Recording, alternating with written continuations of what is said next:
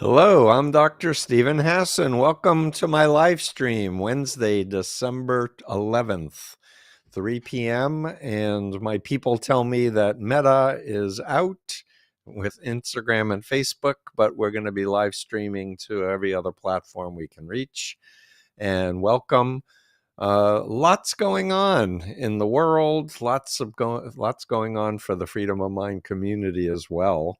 And if you're not aware, I was on Anthony Davis's Weekend News on Sunday night, and the video's up. And I think there was, I don't know, 118,000 views since Sunday night. And what else? We had the Influence Continuum name change to Cult Conversations, the Influence Continuum with Dr. Steve Hassan.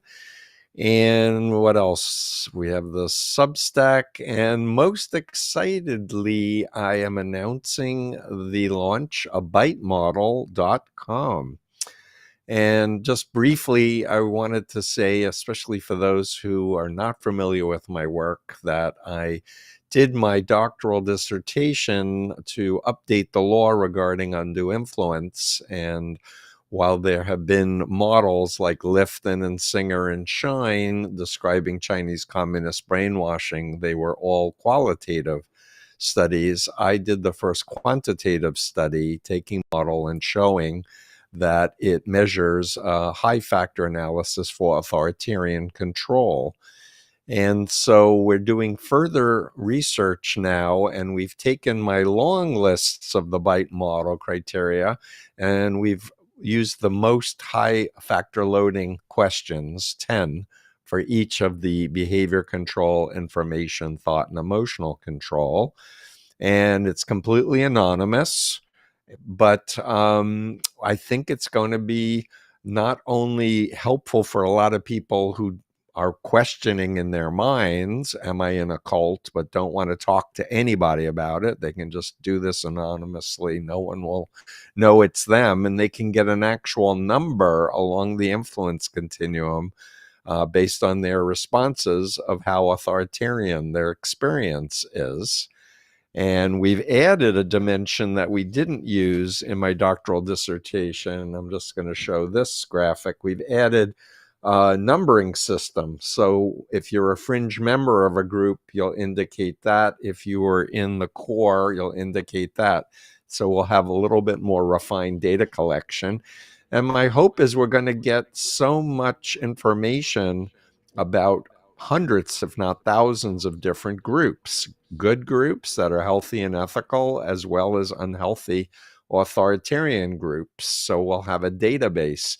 So if you're listening and you're an ex-member of the Yogi Bhajan 3HO cult or Scientology or 2x2s or the Branham message cult or whatever, share the bitemodel.com on your private groups, and the more data we can collect, then we can write academic journal articles talking about the individual factors.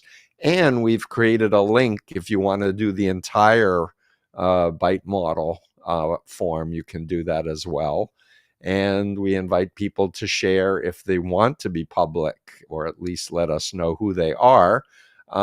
Send us stories, and we will have an online database on particular organizations, because I think the future is using our freedom of mind to reality test what's healthy, what's trustworthy, and what's not. Lastly, before we start taking questions, I just wanted to comment. There's a hot news story about the United Healthcare CEO who was murdered by a man who's been arrested now, Luigi Mangione, who is from a prominent family, highly educated, very intelligent young man who estranged himself from family and friends for 6 months before the terrorist act. People were worried what's happened to him. He was a good guy. And apparently he made a ghost gun, which is when you use 3D printing to make a gun so there's no serial number.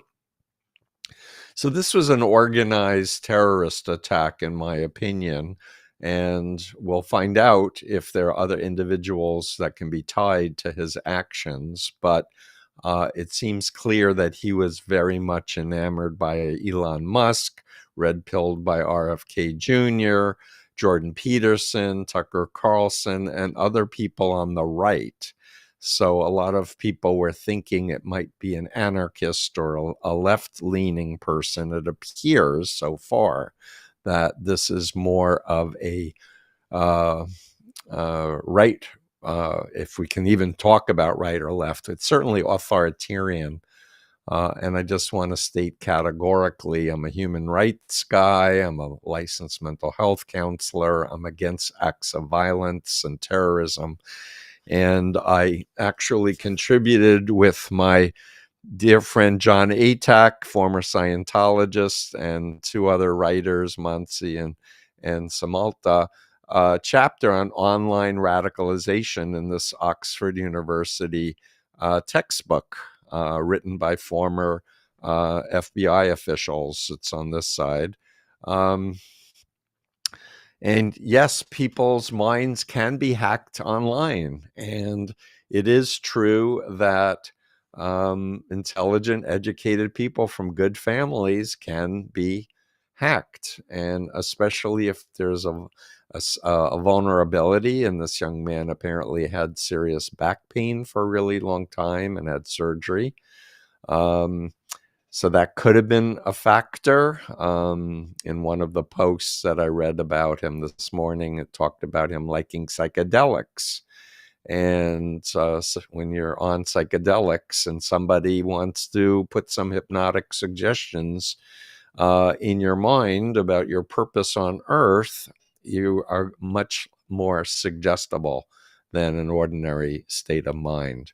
So with that, I want to open it up for questions and comments. And thank you. Somebody just said that the Anthony Davis show is awesome. Thanks so much. Are there cults that aren't harmful to members but actually helpful? The answer is yes, absolutely. And some of my colleagues in the cult world don't like my answer, but I have the influence continuum, and I talk about there are passionate, committed, loyal people on the healthy side of the continuum who are committed to a cause, but they know what they're doing. They can ask questions. They can read whatever they want to. They can talk to former members. And if they decide they want to leave, there's no fear, there's no phobia programming, there's no shunning by the group. So the answer is absolutely. And it's very interesting because former members have a real issue, unless they've done their healing work, with trust. So they'll often shy away from any type of group rather than have a toolbox for evaluating and reality testing, which is a lot of my work. Eleanor is saying, grateful that you now have a program.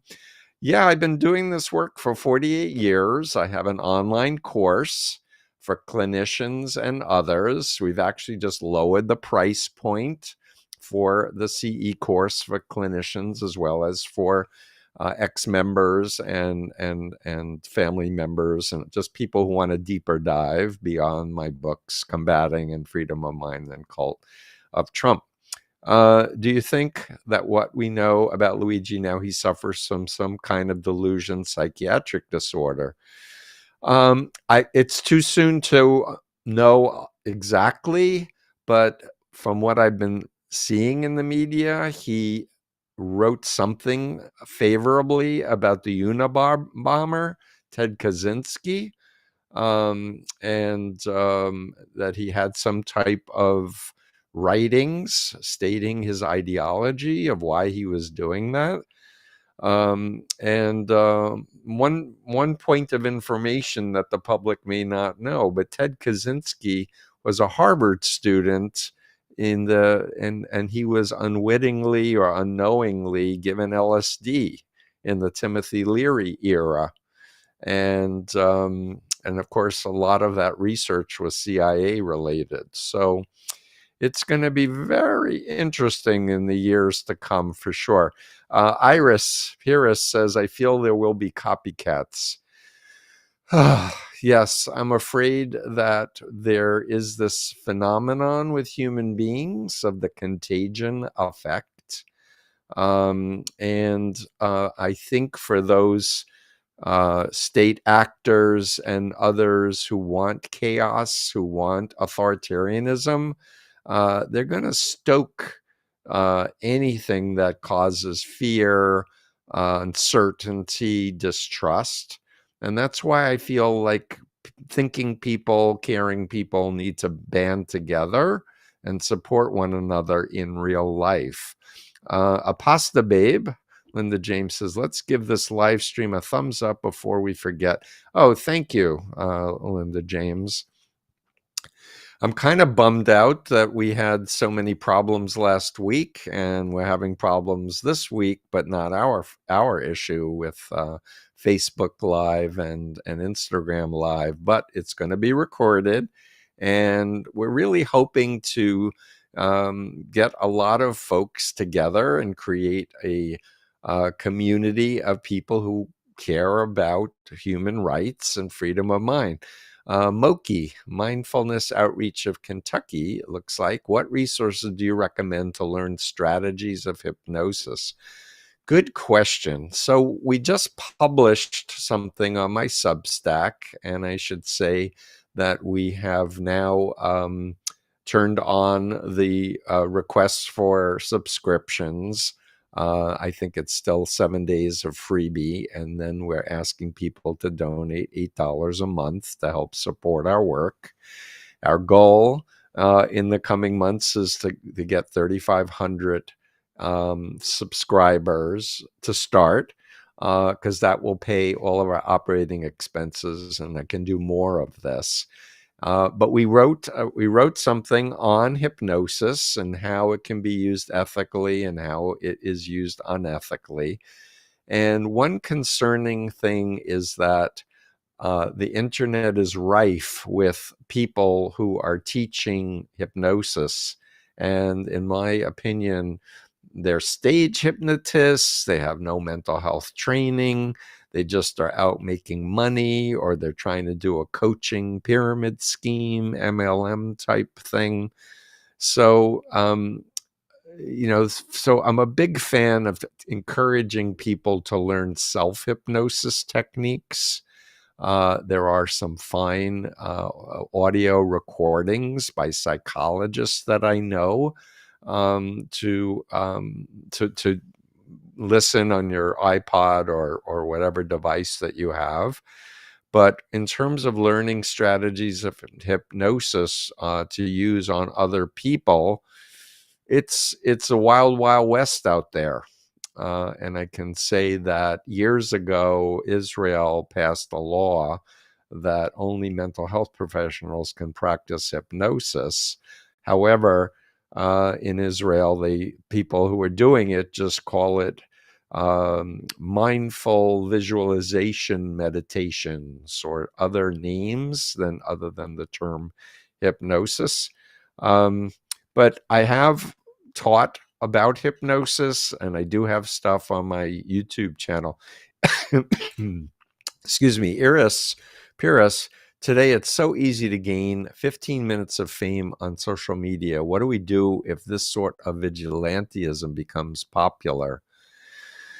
What do we do? So one of the things that I teach my clients and I share with the public is to really think about what's within our circle of influence. What do we have power over to do, and versus what's outside of our control.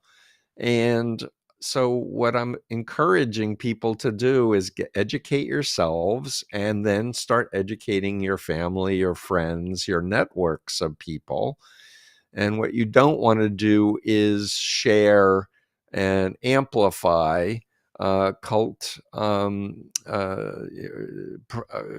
messaging and disinformation. It's one of the most common mistakes I see made, is people will take something that's disinformation and then comment and like goof on it, but you're promoting it. Don't do that. Promote truth, facts. Don't amplify bogus stuff. Rod Brownjohn, aside cult education and deprogramming, what therapeutic interventions can you recommend for dissociation, derealization, depersonalization, post-cult abuse? Well, I think that people need to see a trained mental health professional who's been trained in working with folks with dissociative issues. I know I've gotten training over several decades by dissociation experts, and I supervise therapists, and I, of course, encourage therapists to read my books and take my course, but I can supervise folks. But I will also say one good technique that I learned, and Kathy, I'm going to come to you in 1 second. My mentor, Daniel Brown, P. Brown, who wrote Memory, Trauma, Treatment, and the Law, taught us to encourage our clients to make a 1 to 10 scale in their mind when they're feeling very much in the present, in their body. Resourceful is close to a 10. And when you're feeling very dissociated, depersonalized, to give it a number, 1, 2, 3, or whatever. And to teach people techniques to feel their feet on the floor, to massage their hand, to, again, bring their attention to their soma, to their body, because the cure to dissociative disorders is to be in the here and now in your body.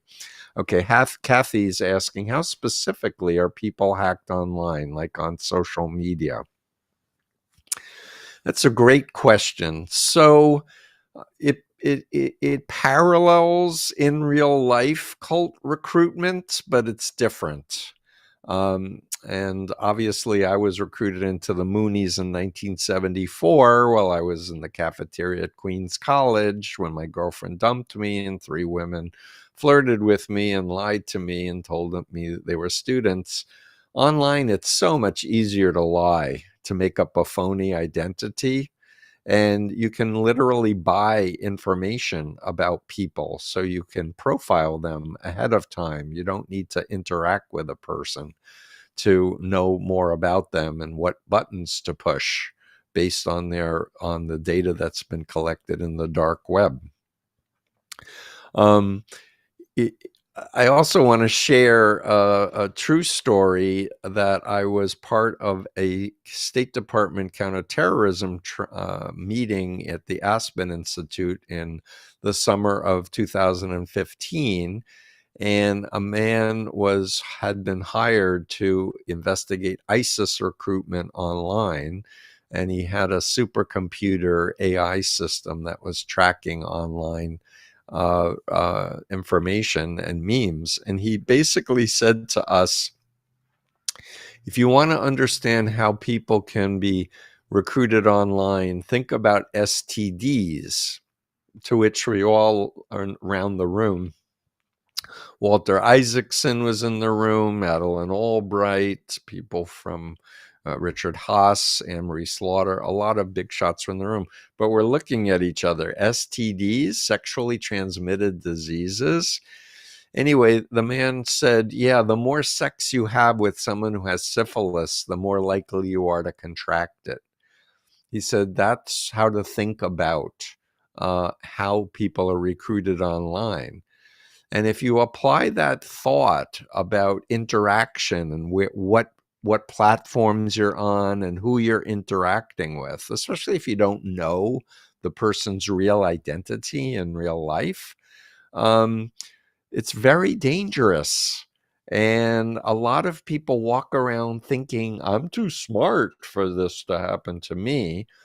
But I'm telling you that the AI algorithms have gotten more and more sophisticated. They make you start gaming with you on video games or on a matchmaking site or on a Discord server, or something. And the more they identify who you are, people start bringing you to other locations, showing you videos. And I do believe there's a lot of hypnosis online. With social media, I think the last academic evaluation I saw of Twitter was that 30% of the posts on Twitter are bots. They're not even human beings. So if you spend a lot of time on Twitter and you're not thinking, is this a real person who's posting? And do I even want to read this thing that they're posting? Or do I want to like it or share it? Like, double check whether it's real, if it's true. PolitiFact is a fact-checking site. Snopes is a fact-checking site. There's a site called truemedia.org that is pretty good. I think it's 90% for evaluating deep fakes.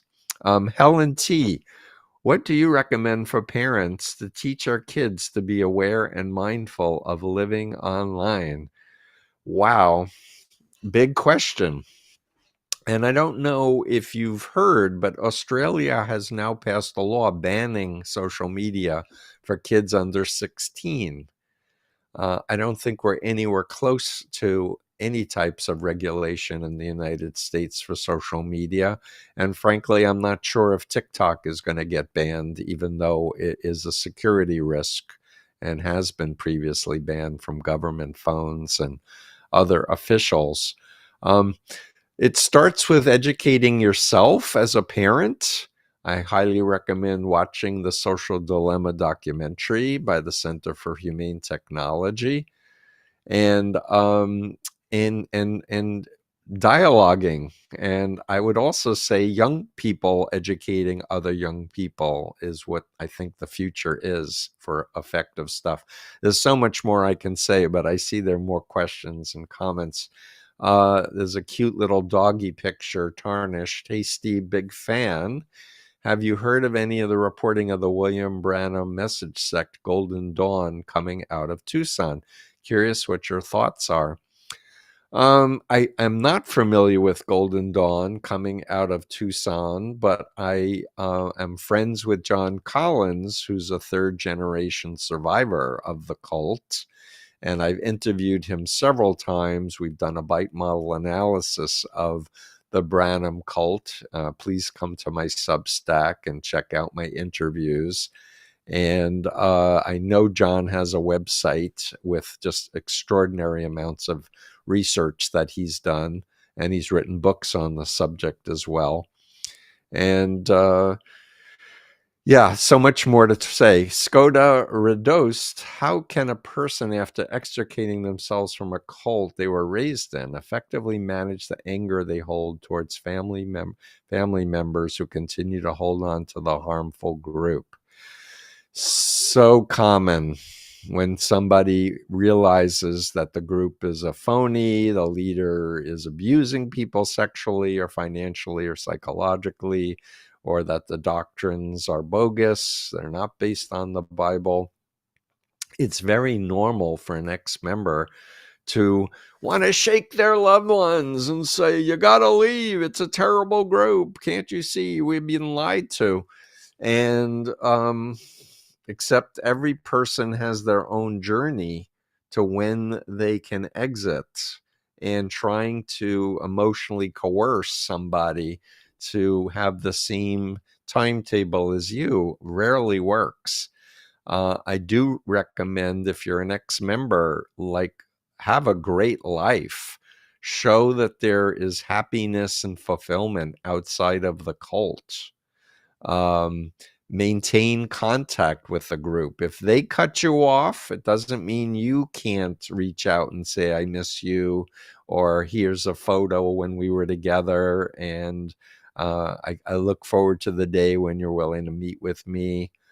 In other words, plant a lot of seeds, and I highly recommend reading Combating Cult Mind Control and then Freedom of Mind. I know a lot of people read the title and subtitle of Freedom of Mind and they jump to that book, but especially if you're a former member, I really recommend heal yourself.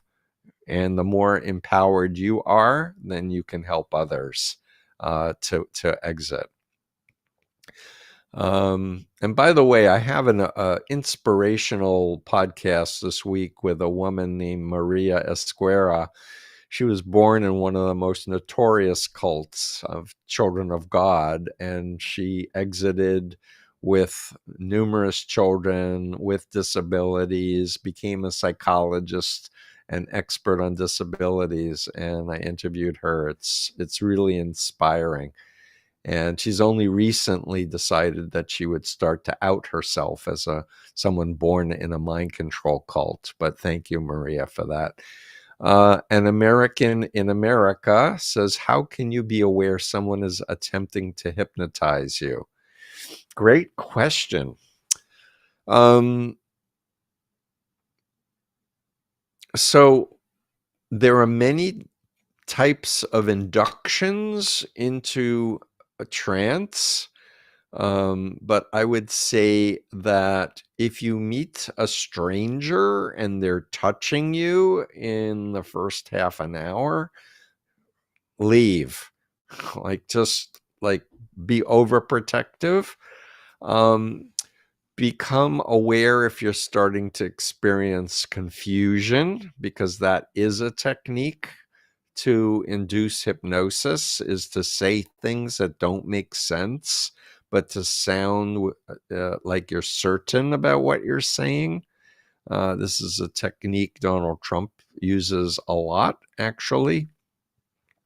For me, it's learning to pay attention to my state of mind.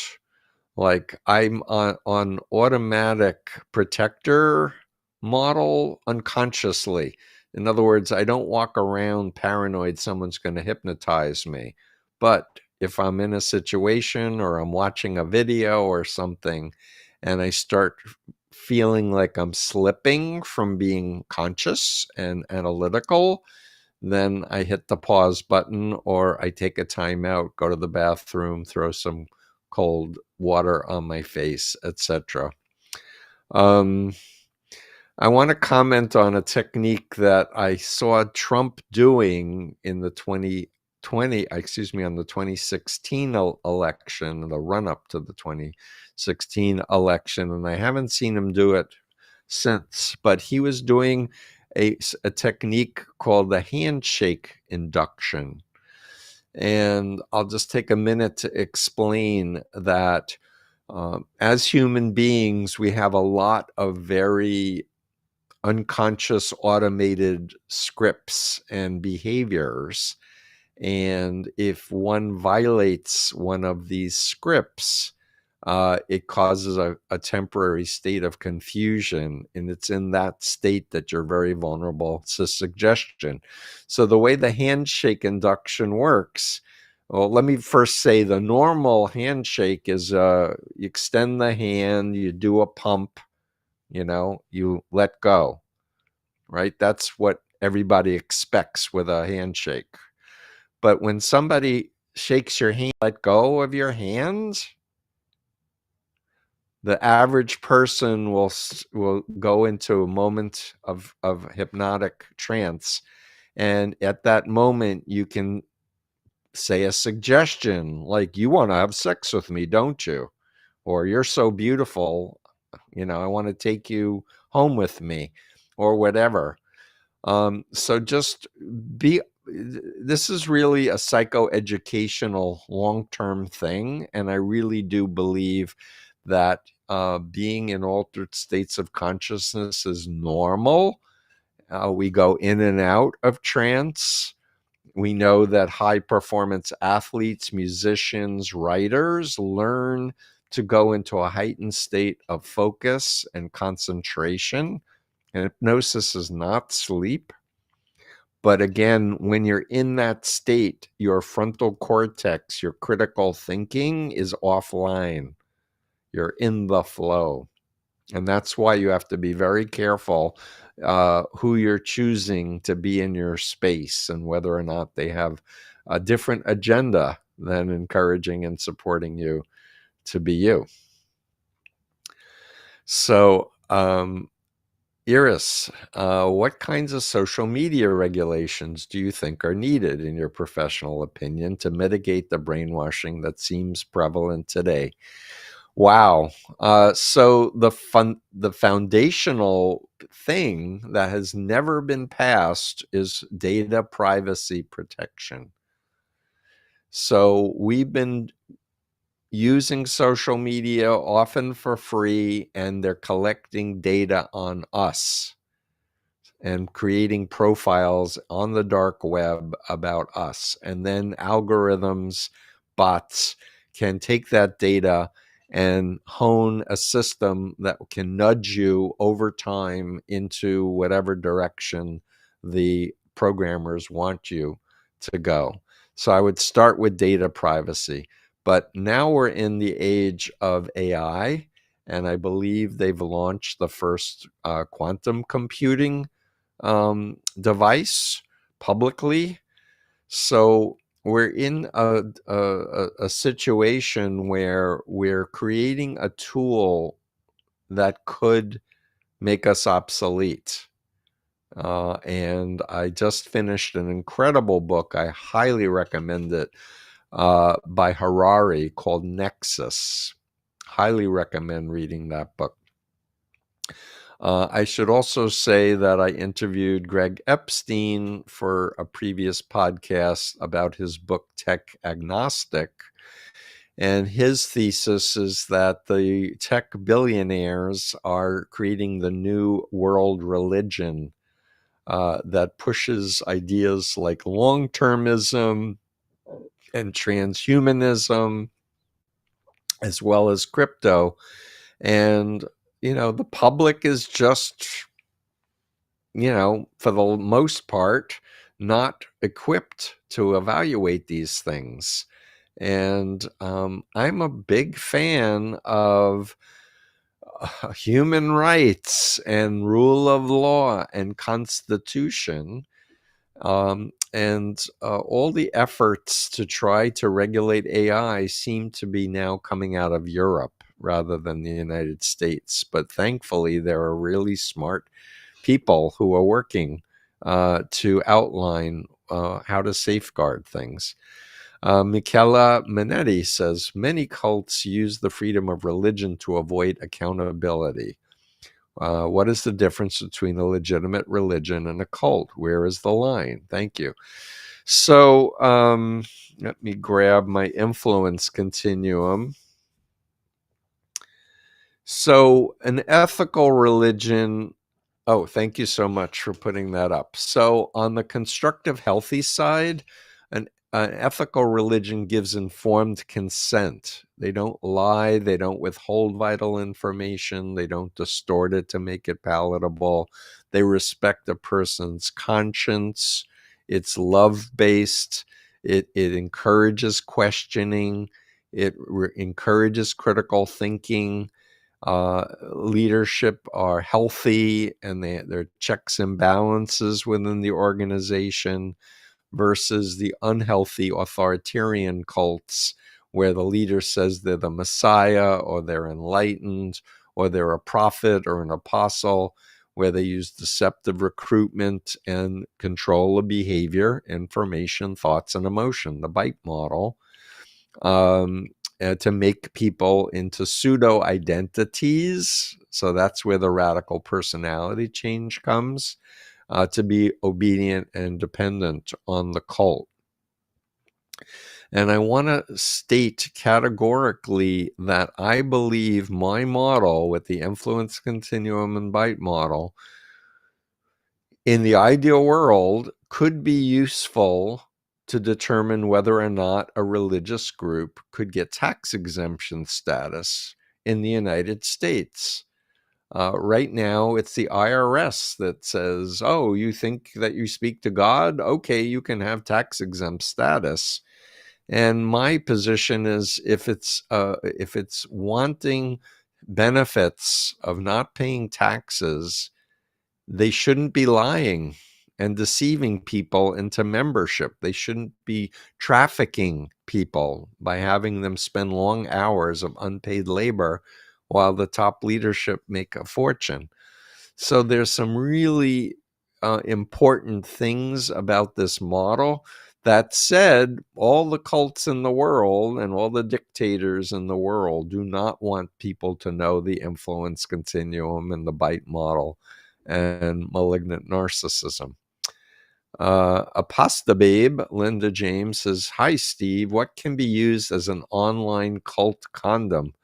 Wow, that's an interesting image. A cult condom. I need to think about whether that metaphor fits being online. I think the critical thing is to deliberately plan small chunks of time when you're going to be checking social media and avoid what's called doom scrolling. And if you say to yourself, I'm going to check my Instagram for 10 minutes and 2 hours later, you're still on, your mind was hacked.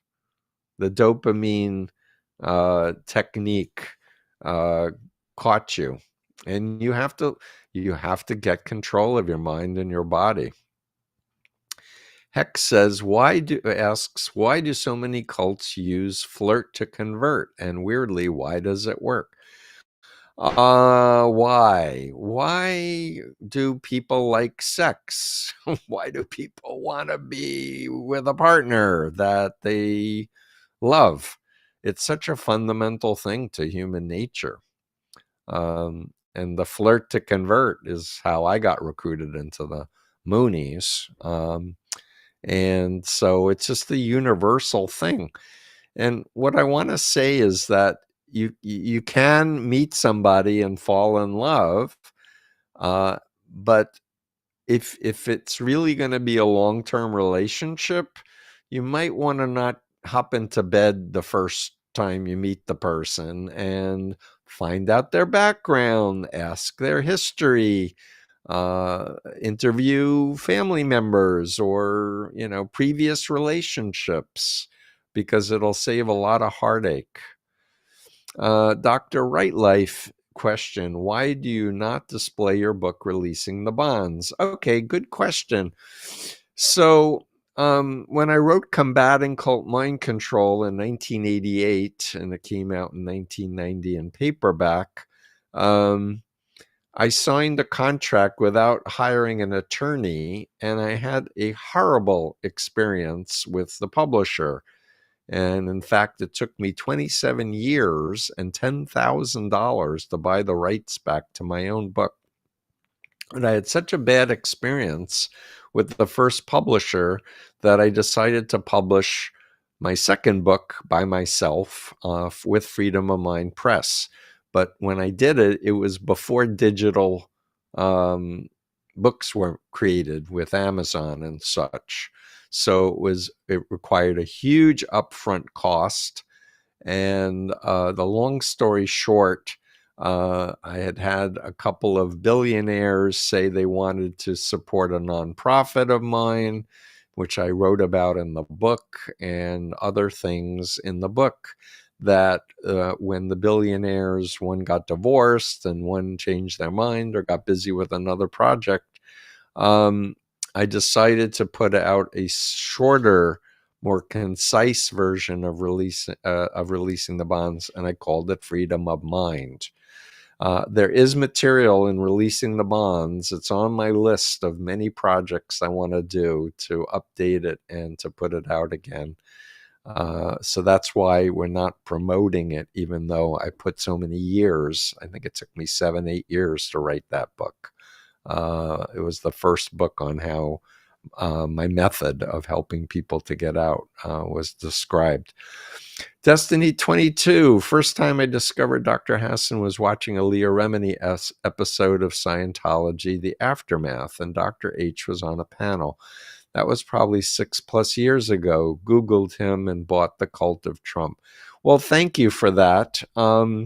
So Leah Remini, it was a child actress, was raised in Scientology. She left the cult and partnered with Mike Rinder, who is the number 3 man in the cult and kind of head of their Gestapo, Mike Rinder. And so they did this show called Scientology and its Aftermath. And I got to be on a show sitting next to Mike Rinder, which was surreal for me because I felt so threatened, and he had hurt my friends who had left Scientology over decades. And there we were dissing Scientology side by side. In any case, unfortunately, Mike Rinder has a case of terminal cancer right now. So we are grateful for all the years of him outing Scientology, but we're grieving for the loss of him. And the John Atack is my friend and is the world authority on Scientology, and I recommend people check out his YouTube channel, JONATACK. Many eights. A couple of us online buddies use the term inoculation against mind wars, strategic disinformation, etc. Best to avoid becoming hypervigilant. Yeah, I think preventive education is where it's at, and it starts with being humble and realizing it could happen to you. Even though you're out of a cult, it could still happen to you. So having a network of other people that you trust who are educated, excuse me, to do reality testing is always a good idea. And I also want to say that most people are not sleeping 7 to 9 hours of restorative sleep, and they're going on these sites late at night where they're not in their best resourceful mode. So be careful about that. But I do think preventive education is inoculation. Hex, I got into my cult because I was curious about it. I knew it was a cult too, but part of me was totally brainwashed and part of me was questioning. It was so weird. Never understood it. Yeah, curiosity. I didn't join the Moonies to commit my life to it. I was curious. And they kind of did the reverse projection thing in the first week of the workshops and everything, where they were like, you're a smart person. Do you really think you can be brainwashed? And of course I was like, of course not. I'm smart. But they really manipulated me on that. And I can tell you in 2020 hindsight, looking back, that the longer I was sleep deprived, the more I was sitting in workshop lectures, my mind was getting overloaded and I wasn't thinking clearly. Hex, have a lot of shame about that. What other scholars in this field who are still active are your academic heroes? That's interesting. So I want to just comment. I think you were talking about self-shame that you felt. And I tell my clients and the public that when you think back to being recruited into a cult, you have to say to yourself, I was doing the best I could at the time based on my knowledge, my information, but now I know more. If I had known then what I know now, I never would have gotten involved. And so I encourage people to do a thought process, an experiential process with themselves, where they imagine if they were back in that recruitment scenario, knowing what you know now, what they would have wanted to have said or done differently. So what are the scholars in this field who are still active are your academic heroes? Wow, there's so many people. I do want to just say that some of my mentors have passed away. Alan Shefflin, Daniel Brown, Philip Zimbardo passed away a few weeks ago. He was amazing and awesome. who's Robert Lifton is still alive. In fact, I've been wanting to contact him and record another interview with him since the last election. I interviewed him before that, the election. Who else? There's so many people at the moment online. I'm a big fan of Adam Grant, who's an organizational psychologist, and his book Think Again, which the thesis of that book is that the scientific method requires an open mind where you're willing to change your mind upon seeing evidence. And the message is separate your beliefs from your ego and just pursue what's true and know that you're human. Iris Pires, convincing the MAGA supporters they were wrong backfires. They double down. How do we engage them when they begin to realize it on their own? Because Trump's policies will hurt everyone in some way. Exactly. So, Iris, you may be new to my work, but I teach the dual identity model, the real person and the pseudo self. The pseudo self is always trained to block any negative information against the leader, the doctrine, or the policies. So facts and rational argumentation backfires. The best strategy is rapport and trust building with respect and curiosity, and talking about other groups, not the one they're in, but other groups, and having a discussion about brainwashing or mind control. If you're a former Jehovah's Witness or a former Mormon or Mooney or ex-Scientologist, you can use your own experience and ask the person what they know of your group. If not, you can bring up Chinese communist brainwashing and the models used for that, or pimps and traffickers, I find is very powerful.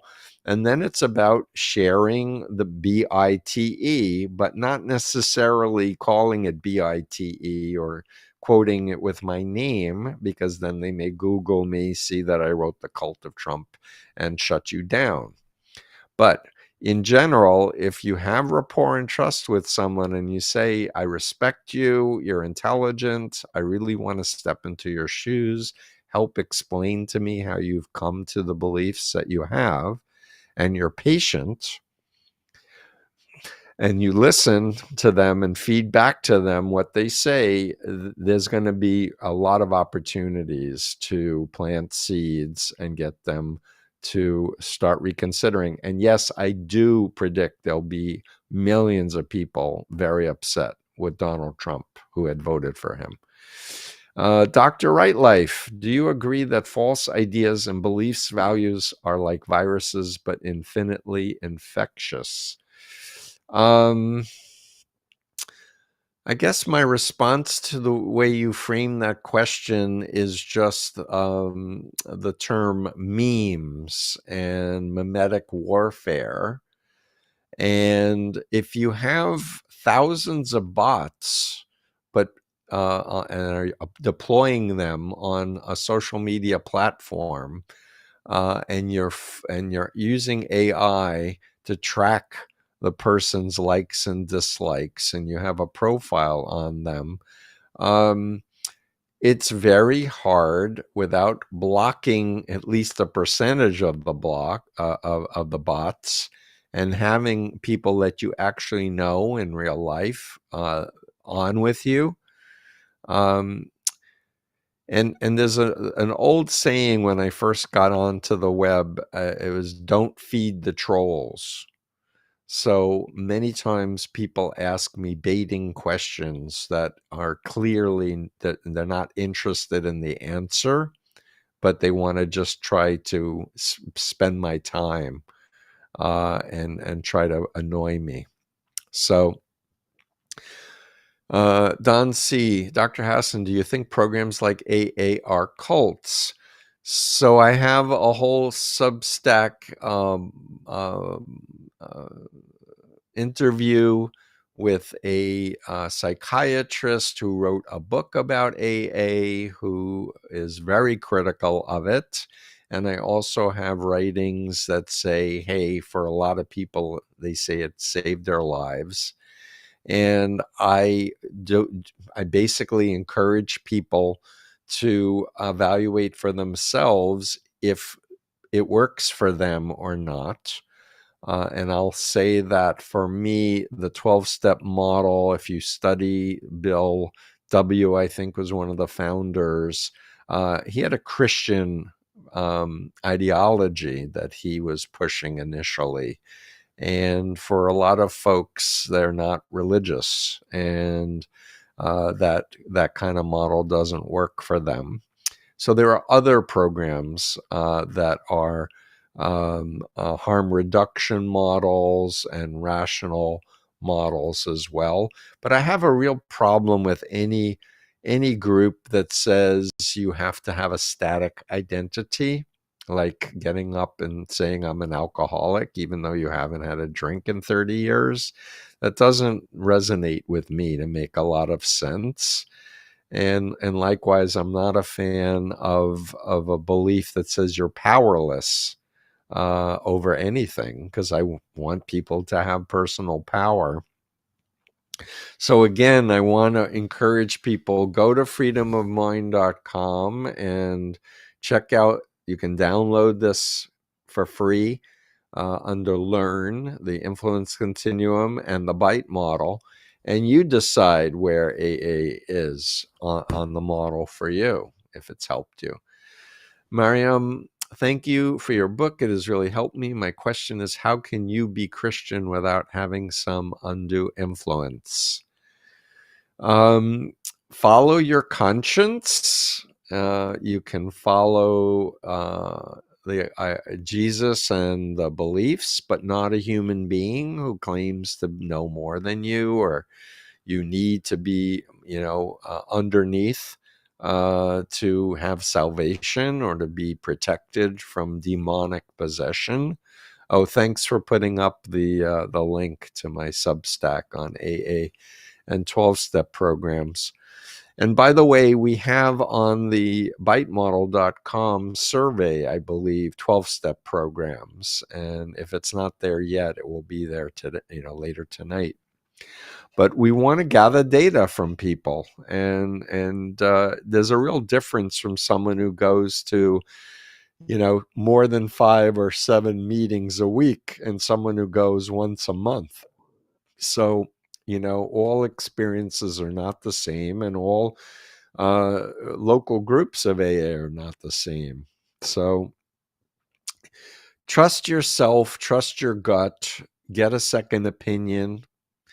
Louisa, do you think it's better to wait for people to actually feel the negative impacts of T's policies before we reach out to talk about the cultish influence they had? So I said this previously, and I'm looking at the clock, and we have only about 7 minutes left on this week's live. Excuse me. But what I was recommending before Thanksgiving was to go, especially if it's a relative or a close friend that is into Trump, to congratulate them on the win and ask them what they're most excited about with the upcoming administration. And ask them questions like, of all of the people he's considering for posts in the administration, who do they like the most and why? And really listen. And do they have anyone that they're worried about or concerned about if they get approved? So in other words, meet them where they are. Don't be oppositional. Don't be judgmental and angry with them because they voted for Trump. But just, join where they're at and just say that you have worries about the future. You hope you're wrong. But in the meantime, you're interested to know what they think, and stay in touch with them over time, because many people are going to start getting very upset and angry once they realize how they were tricked. Do you think cult of Trump is destined to fail because of his rejecting any evidence except confirmation bias? Yes men, flunkies, thus incompetence is guaranteed. Do I think the cult of Trump is destined to fail? Well, I don't think you've read my book yet, The Cult of Trump, because I talk about him getting to the presidency as a 50-year project that was not designed for him specifically, but to put someone in power to advance a very Christian nationalist, libertarian, minimal federal regulation thing, minimal liberal or neoliberal perspectives and such. And I do believe Russia has had a tremendous amount of influence over Donald Trump. In fact, I interviewed a former KGB official, Yuri Shvets, when I interviewed Craig Unger for his book, American Compromat. And Yuri Shvets said that he was in the KGB when Donald Trump was recruited as an asset. Not as an agent, but as an asset, and gave details about the dates and the positions, etc. So, unfortunately, I think that Donald Trump's